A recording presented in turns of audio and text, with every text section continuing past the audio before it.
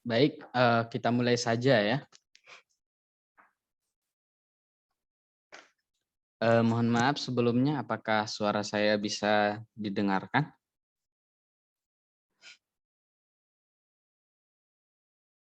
Terdengar. Terdengar. Oke, baik. Bismillahirrahmanirrahim.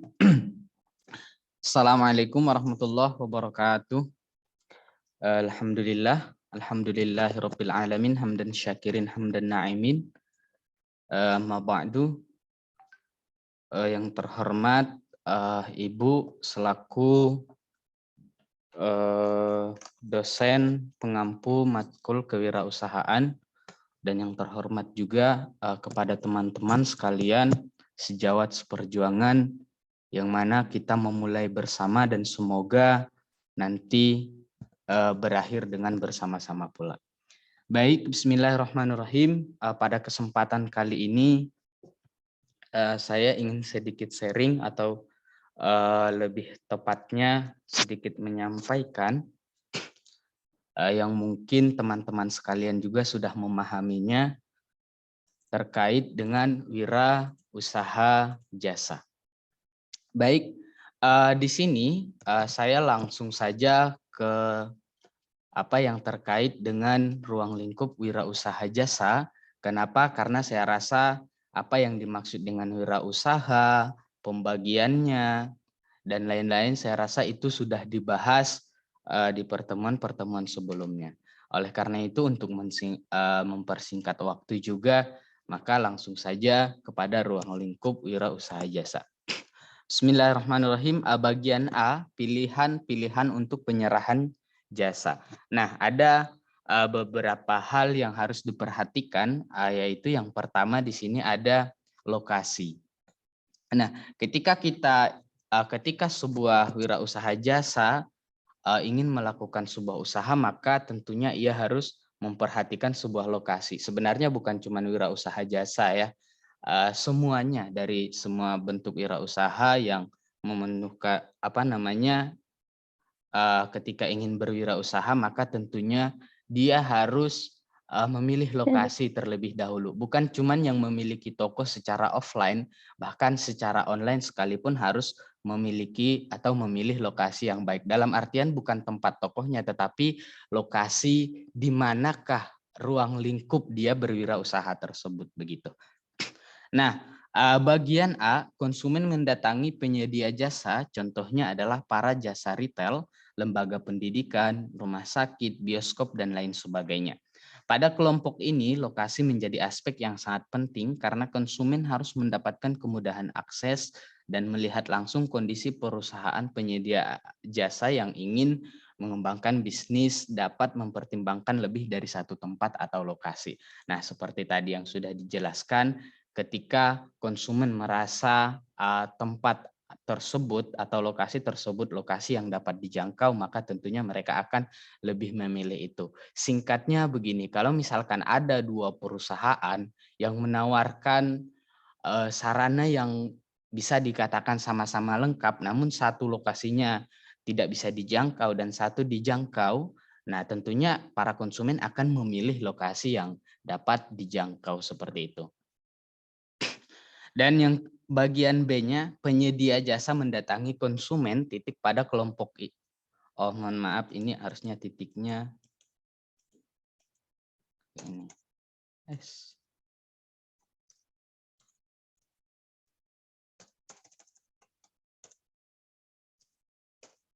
Penyedia jasa mendatangi konsumen. Pada kelompok ini, faktor lokasi jadi kurang penting dalam beberapa kasus. Penyedia jasa tidak leluasa pergi kepada konsumen karena penyedia jasa harus didahului panggilan oleh konsumen. Sebagai contohnya, perusahaan reparasi lift, perusahaan pembasmi hama, dan perusahaan jasa kebersihan. Nah, kalau tadi di bagian A-nya yang konsumen yang mendatangi penyedia jasa, namun di bagian B-nya yang penyedia jasa yang mendatangi konsumen. Kenapa ya? Karena beberapa kepentingan. Ya, contoh seperti sini ada perusahaan reparasi lift. Kalau misalkan konsumennya yang datang kepada penyedia jasa, ya tentunya penyedia jasa kurang paham kapasitas berapa atau lift seperti apa atau tempatnya seperti apakah lift itu akan dibangun. Misalkan kalau misalkan di sebuah mall atau misalkan bisa jadi rumah, kan seperti itu. Tapi kalau misalkan penyedia jasa tersebut yang datang, maka tentunya akan lebih baik lagi seperti itu. Nah, dan yang C, transaksi bisnis jasa dilakukan melalui kepanjangan tangan perusahaan. Dalam kasus ini lokasi tidak relevan, yang penting adalah sarana komunikasi dengan surat menyurat yang efisien. Terkadang interaksi fisik tertentu dibutuhkan antara penyedia jasa dan konsumen, misalnya mesin ATM, untuk melakukan transaksi lainnya. Nasabah link konsumen perlu berhubungan dengan AO atau account officier bank, seperti mengganti kartu ATM.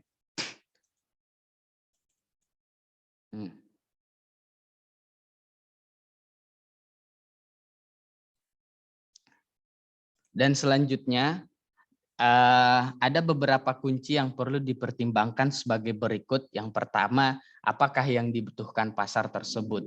Dan yang kedua, bagaimana tren persaingan dengan jasa tersebut? Apakah meningkat? Yang ketiga, seberapa terlihatkah jasa itu berdasarkan teknologi atau personil? Dan yang keempat, apakah perkembangan teknologi mempengaruhi lokasi jasa yang ditawarkan? Dan yang kelima, apakah organisasi jasa perlu memilih lokasi tersebut. Nah, ini adalah beberapa kunci yang perlu diperhatikan ketika ingin membangun wirausaha tersebut. Nah, tentunya yang pertama tadi, apakah yang dibutuhkan pasar. Tentunya ketika kita ingin membuat sebuah usaha, maka yang tak kalah penting yang harus kita perhatikan adalah kebutuhan pasarnya. Begitu. Contoh misalkan dalam menulis buku misalkan. Ketika kita ingin menulis buku, maka yang pertama yang harus bukan yang pertama, yang tak kalah pentingnya harus kita perhatikan kebutuhan pasar. Sekarang masanya apa sih? Sekarang orang pengen taunya apa sih? Apakah tentang masa remaja atau misalkan bagaimana cara membangun keluarga yang sakinah dan lain-lain sebagainya. Begitu juga sampai kepada nomor 5. Nah, sementara menurut Bittner ada beberapa faktor yang mempengaruhi penilaian konsumen sebagai berikut. Yang pertama, ambience lingkungan atau suhu, penerangan, pencahayaan, dan lain-lain. Dan yang ketiga, layout data, letak pengaturan, ukuran, kecocokan perabot, sinyal, tanda yang menunjukkan keberadaan suatu perusahaan. Nah, kalau tadi yang pertama lokasi, sekarang yang kedua saluran distribusi.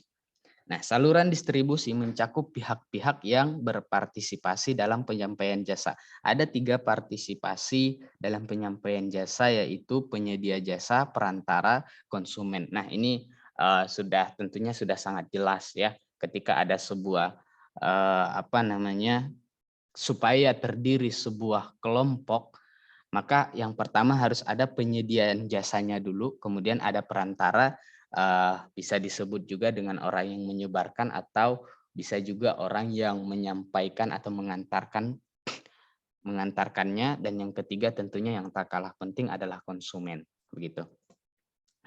Nah, selanjutnya menurut Lake, pendekatan tentang saluran dan bagaimana membandingkan saluran suatu perusahaan dengan milik perusahaan kompetitor adalah yang pertama ada di sini berpartisipasi saluran dan hubungan mereka.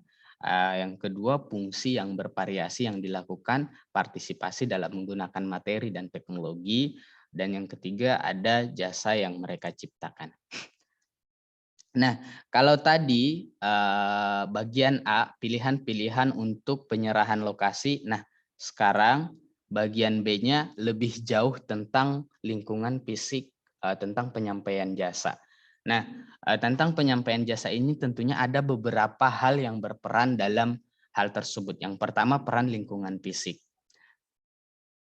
Nah, di sini disebutkan lingkungan fisik membantu membentuk peranan dan reaksi yang tepat antara pelanggan dan karyawan, bentuk fisik dan atmosfer yang menyertainya dalam mempengaruhi perilaku pembeli terbagi atas 3 aspek. Aspek tersebut adalah Yang pertama, ada sebagai medium yang menimbulkan perhatian untuk membuat lingkungan fisik jasa tersebut menonjol dari bangunan kompetitor dan untuk menarik pelanggan dari segmen sasaran.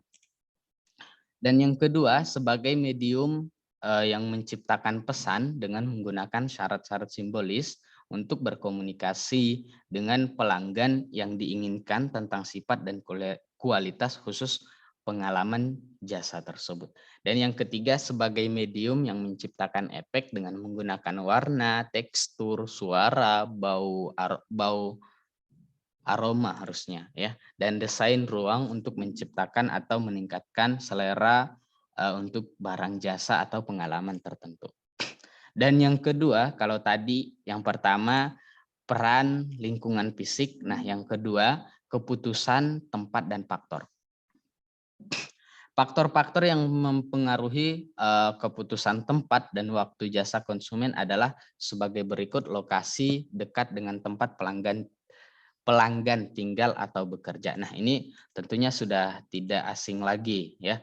Kenapa keputusan tempat dan waktu tentunya itu ya tergantung dengan jauh dekatnya lokasi sebuah usaha jasa tersebut dengan tempat tinggal atau tempat kerja para konsumen begitu. Makanya tadi di atas disebutkan ya lokasi itu sangat tadi disebutkan bahkan yang pertama ya. Nah, dan yang kedua, tidak hanya harus mengedepankan kenyamanan pelanggan, tetapi juga harus sesuai dengan ketentuan-ketentuan operasional yang menetapkan batasan-batasan peta untuk beberapa jenis contoh bandara. Nah, kalau misalkan tadi lokasi itu sangat diperlukan supaya bisa dijangkau, salah satu manfaatnya supaya bisa dijangkau oleh para konsumen, namun ada beberapa wirausahawan itu yang memang kita tidak bisa semua konsumen itu harus memang bisa menjangkau atau dalam artian dekat begitu. Tidak semua, contoh di sini disebutkan bandara misalkan. Nah, kalau seperti yang sudah kita tahu ya namanya bandara itu harus mendapatkan tempat yang strategis. Tidak peduli apakah ada sebagian orang yang aksesnya mudah dan aksesnya sulit. Contoh misalkan di Medan, Bandara Kuala Namu Medan misalkan. Nah, di situ orang-orang yang masih di sekitar perkotaan Medan yang mereka aksesnya mudah. Tapi kalau misalkan orang yang sampai ke pedalaman, contoh seperti di Kampung Pane atau masih ke pedalamannya lagi ya di sana orang dari kampung ke bandara itu ada yang 10 jam, ada yang 12 jam seperti itu. Kenapa? Ya ini memang tidak serta-merta ada sebagian wirausaha itu yang tidak serta-merta harus sesuai dengan kebutuhannya atau sesuai dengan yang diinginkan konsumen lah bahasanya seperti itu. Nah, dan yang ketiga, jam operasi seharusnya disesuaikan dengan rutinitas sebagian besar pelanggan. Akhir-akhir ini jam operasi jasa yang disediakan ada 24 jam per hari, 7 hari per minggu sepanjang tahun. Contoh pemadaman kebakaran, kepolisian, ambulan, rumah sakit, dan lain-lain. Nah, jadi ini maksudnya adalah jam operasional sebuah wirausaha jasa itu, semua wirausaha jasa itu tidak bisa disamaratakan gitu. Contoh misalkan di sini ada pemadam kebakaran, kepolisian, ambulan, rumah sakit, dan lain-lain. Ini tidak bisa disamakan dengan usaha yang lain yang kiranya itu tidak harus memakan waktu 24 jam sesuai kebutuhan lah bahasanya seperti itu. Contoh di sini ada pemadaman kebakaran, kita tidak tahu misalkan kebakaran ini sepertinya minggu depan kebakaran akan terjadi 10 kali. Nah, dan sepertinya itu akan terjadi di jam 8. Kita tidak bisa memprediksi seperti itu. Nah, karena itu makanya di sini ada wirausaha jasanya atau usahanya disediakan 24 jam seperti itu. Begitu juga dengan kepolisian, ambulan, dan rumah sakit, dan lain-lainnya.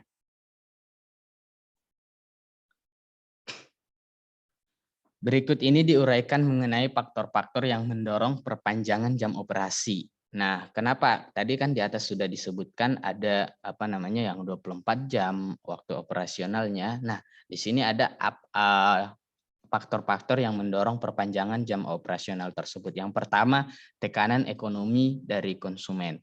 Terus yang kedua ada perubahan undang-undang. Terus yang ketiga, intensif. Ini harusnya intensif kayaknya. Ekonomi untuk meningkatkan penggunaan aset. Terus yang keempat, ketersediaan karyawan untuk bekerja pada jam-jam yang tidak diizinkan. Dan yang kelima, fasilitas swalayan otomatis. Nah, dan bagian C tadi sudah disebutkan A, B. Nah, sekarang C yaitu proses penyerahan jasa. Tentunya ini juga bagian terakhir. Nah, yang pertama, perencanaan dan konfigurasi penyerahan jasa.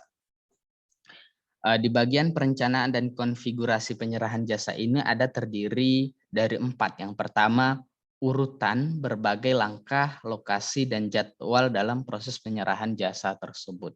Nah, ketika ingin untuk mendapatkan kenyamanan atau mendapatkan hati konsumen, maka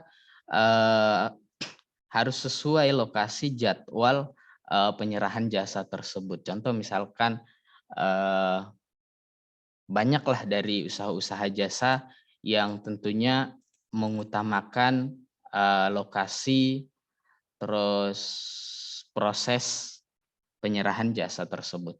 Dan yang kedua ada unsur-unsur jasa yang harus digabungkan untuk tujuan penyerahan.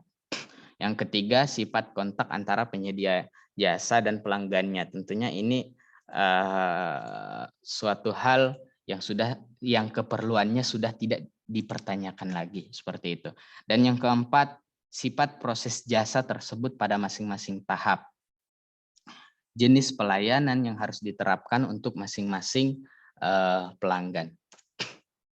Nah, kalau tadi nomor 1 bagian C perencanaan dan konfigurasi penyerahan jasa, nah bagian nomor 2-nya yaitu mempromosikan dan menyerahkan jasa dalam internet. Jenis-jenis alat promosi berdasarkan tingkat kontaknya terhadap pelanggan antara lain sebagai berikut. Yang pertama jasa kontak tinggi, kontak langsung antara penjual dan pelanggan. Nah, dan yang kedua jasa kontak rendah, kontak telepon dan dengan seorang manusia. Dan B-nya ada kontak anonimitas dan kontrol yang lebih tinggi yang ditawarkan. Nah, kesimpulannya, saluran penyerahan adalah sarana yang digunakan perusahaan jasa, terkadang dibantu oleh perantara untuk mengirimkan satu atau lebih unsur produk kepada pelanggannya. Konsep tentang saluran pemasaran di sini berorientasi kepada keputusan di mana fungsi-fungsi saluran tidak dapat dilakukan dengan baik tanpa adanya beberapa strategi. Dalam hal ini, strategi mempunyai hubungan yang erat dengan manajemen.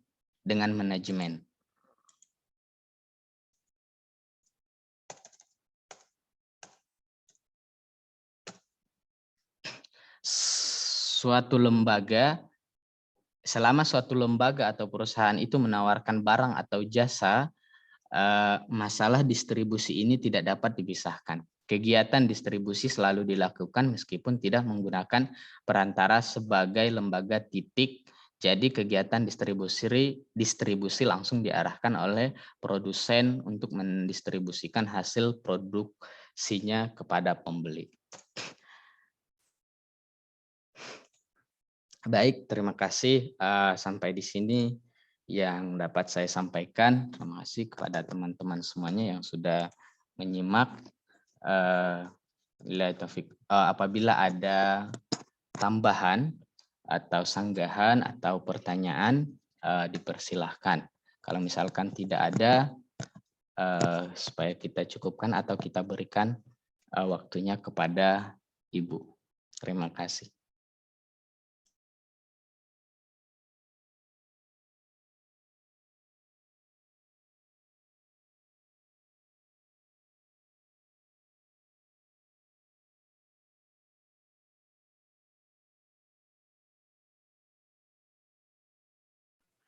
Izin bertanya, Bang. Iya, silakan Kang Yusuf. Nah, ini kan tentang wirausaha jasa ya.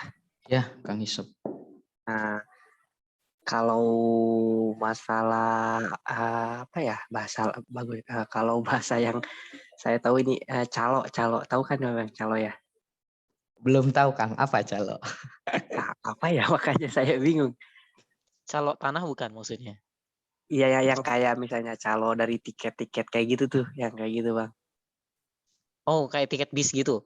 Ya ya kayak bis Cuman atau agen-agennya yang kereta. agen-agen bukan agen-agen resmi gitu maksudnya. Iya ya kayak gitu ya. Oh, Paham ya, gak nih Bang ya? ya Nah, terus. yang kayak gitu sebenarnya baik apa enggak sih? Terkadang soalnya kan memang ada saja yang misal bisa buat cepet, tapi kadang ada yang sebenarnya nggak resminya kayak gitu. Nah, itu sebenarnya disebut halal apa enggaknya atau baik apa enggaknya gak gitu. Dalam berwirausaha jasa seperti kayak gitulah calo gitu. Baik, terima kasih Kang Yusuf. Kalau yang saya pahami dari pertanyaannya, saya belum tahu apakah saya salah memahami. Tadi disebutkan calo atau penyedia tiket bis yang tidak resmi ya. Begitu bukan Kang Yusuf? Calo banyak sih Bang ya. Jadi kayak ada Oh, yang misalnya tiket kereta juga ya, semodel kayak gitulah gitu, seperti yang kayak gitulah. Ya oh, Itu maksudnya yang ke perantara itu jasa perantara. ya karena oh, daripada kita ngantri tiket lama kan kayak gitu ya. Tapi mereka udah punya tiket tapi harganya lebih mahal gitu loh. oh, Kayak begitu. misalkan bis gitu kan kita nggak usah pergi ke penyedia jasa misalnya ke agen mana gitu ke apa ke cuman kita kayak orang dulu misalkan ke stasiun kan di stasiun nggak ada agen resminya tuh jadi di situ ada apa ada calo-calo ataupun yang nyediain tiket itu tiket bis. Baik, terima kasih Kang Yusuf. Mungkin ada yang bisa bantu menjawab. Kebetulan saya kurang apa namanya kurang tahu dan kurang paham juga terkait dengan calo-calo ini. Jadi eh, kalau misalkan tadi tentang tiket-tiket yang tidak resmi, contoh ada di sebahagian apa namanya perebusan ini ada. Misalkan contoh saya dulu pas mau ke sini dari kampung itu kita misalkan ada bus pariwisata. Nah, kita nggak perlu ke apa namanya ke bus pariwisata itu, tapi kita cukup ada bukan orang bagian perbusan tersebut juga, dia teman kita, tetapi teman kita ini berteman dengan pihak penyedia tiket tersebut. Nah, di sini contoh tadi misalkan kata Kang Yusuf, dia prosesnya lebih mudah dan biayanya lebih mahal. Ya benar, kemarin juga kalau misalkan kita pergi ke tempat apa namanya langsung ke stasiun bis prawisata tersebut, nah di sana itu kalau nggak salah kemarin 800, tapi kalau sama teman ini sama dia 850. Nah tentunya ada sama teman ini 50 dan prosesnya lebih mudah langsung dibuat ketika kita datang langsung dikasih. Atau misalkan kita sudah naik di bis tersebut sudah dikasih begitu.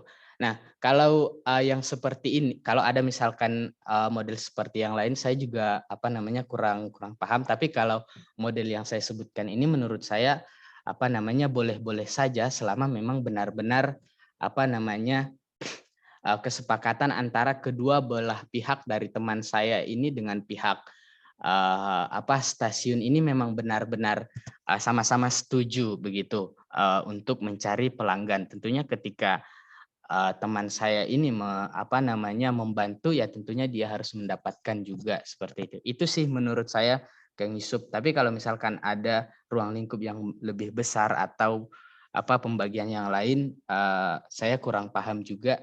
Mungkin ada yang dapat kasih bantu jawaban.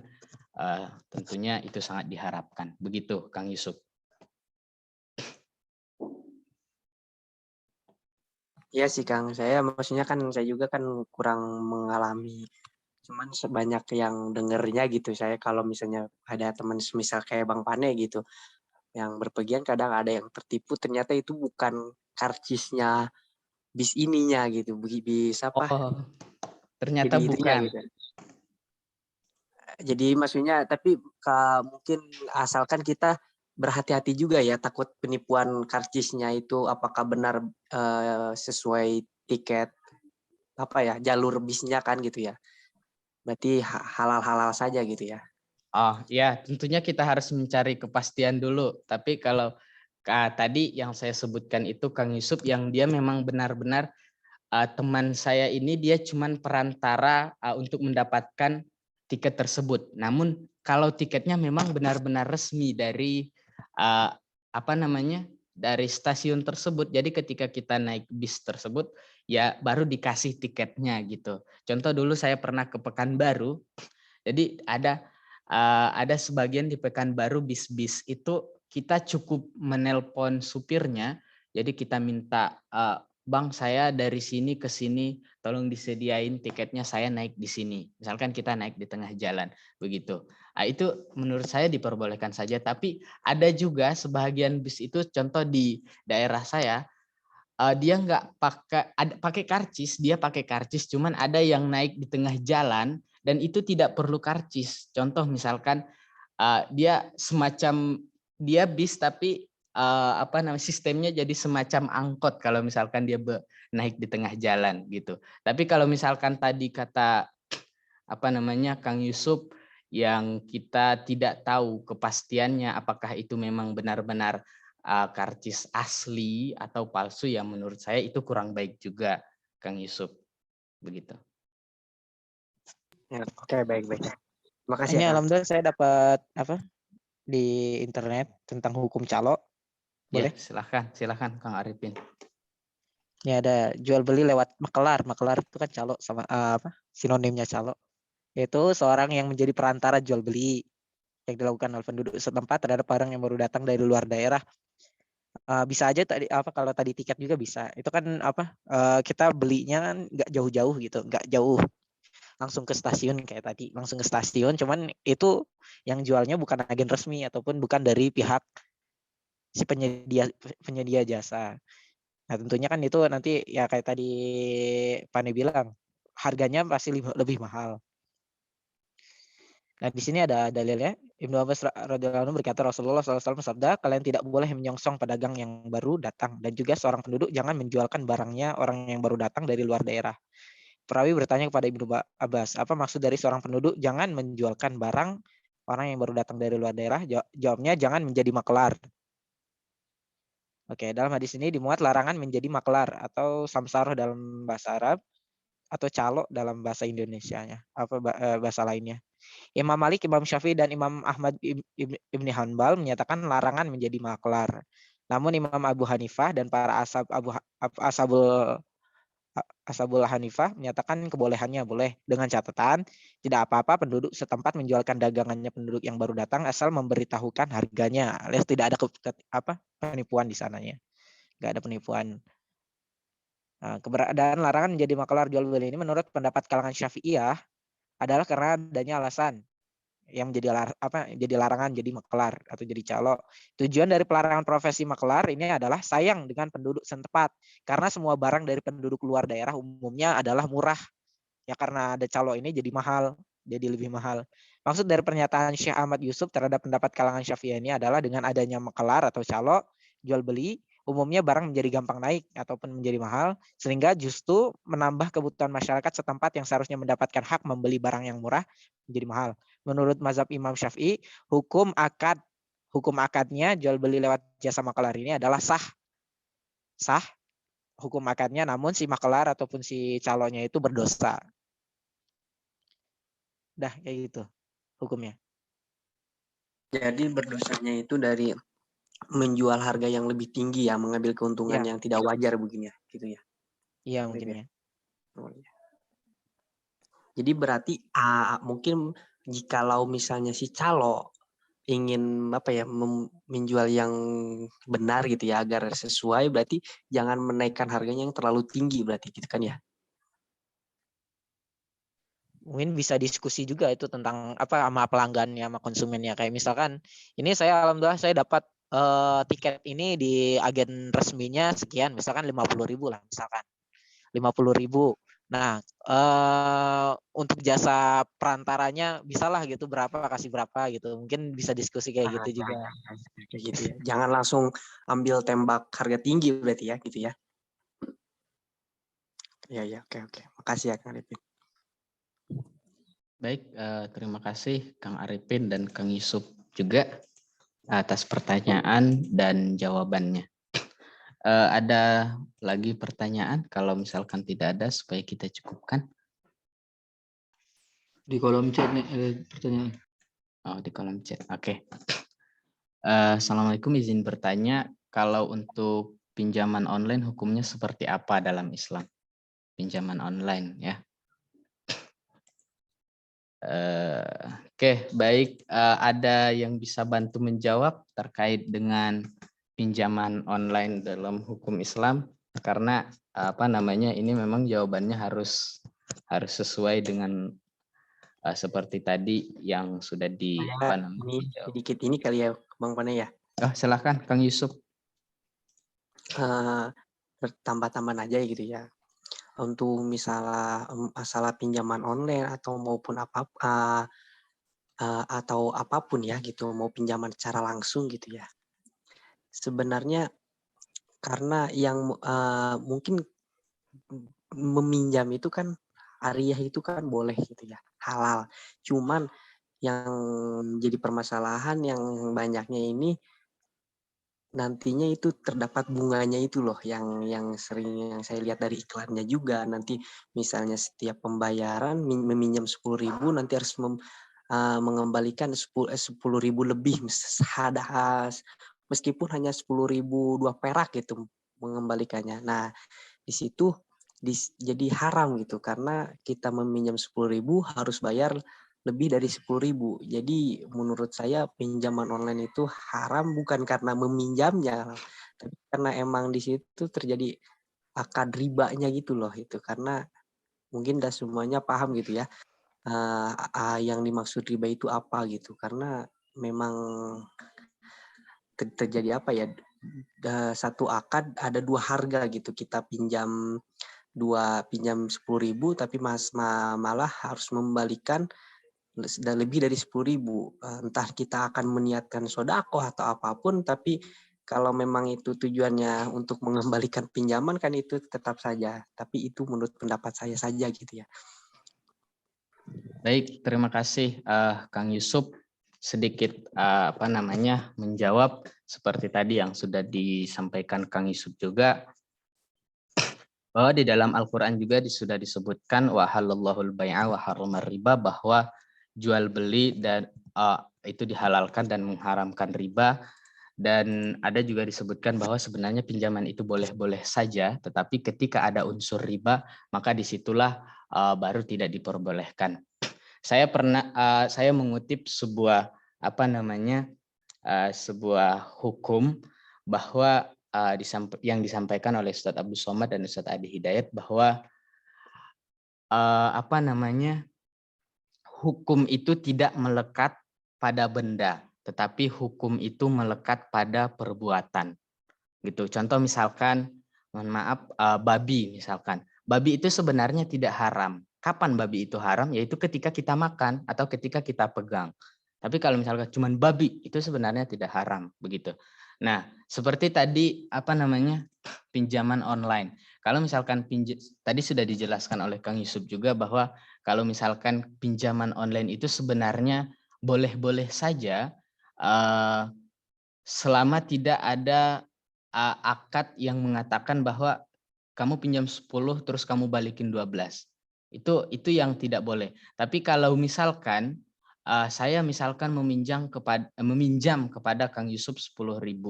Nah, dan nggak ada perjanjian, misalkan saya harus bayar 12.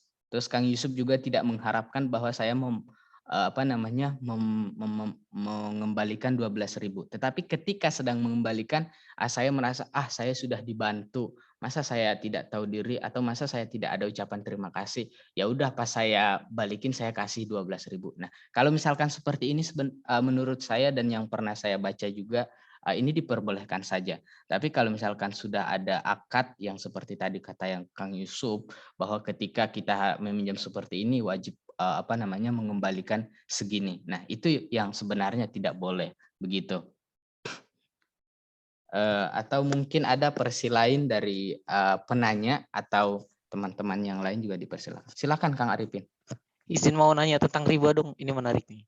Oh, mau nanya. Kirain mau Iya, nambahin. tentang riba. Nah ini nggak ada hubungannya dengan penyedia jasa sih. Ada ya jasa ini, jasa pinjaman. Oke. Ini kayak gini, kalau riba kayak tadi yang sudah disebutkan itu nggak bisa lebih dari nominal.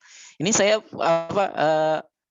dapat logikanya, ada yang bilang kayak gini. Misalkan tahun ini saya minjem ke Pane misalkan 10 juta. 10 juta pada saat itu dapatnya motor Beat misalkan pada tahun ini, maksudnya tahun ini 10 juta dapatnya Beat. Nah, terus beberapa tahun kemudian kan uang mata uang itu kan nggak selamanya tetap ya, itu dinamis, dia bisa naik bisa turun.